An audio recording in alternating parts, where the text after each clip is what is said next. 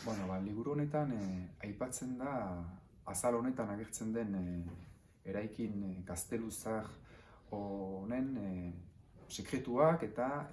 bai lehengoak eta bai oraingoak eta bai etorkizunekoak, ez? Badago proiektu turistiko handi bat, eta horren inguruan ikertuko du kazetari batek eta bere lagun talde batek, eta horren kontrako mobilizazio bat ere sortuko da. Orduan, liburu honen bitartez, ari asko gurutzatzen dira, eta aipatzen da momentuko gatazka sozial bat proiektu honen inguruan, eta gaztelu honek dauzkan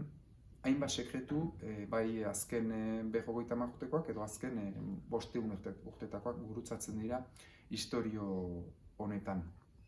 Bista eder izena eta ortografiaz behar da aipamen bat,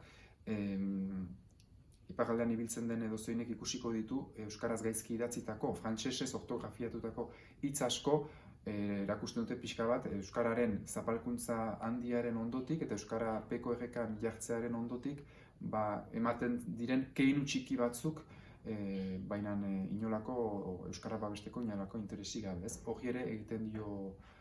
referentzia, azken finean baita ere azpian hainbat geruzako istorio bat baita, geruza bada lehen aipatu dudan hori, eta beste geruzak dira euskararen zapalkuntza, eta baita ere itxurakeria edo itxurakeria gartzen duen zama, eta hori ere egiten dio referentzia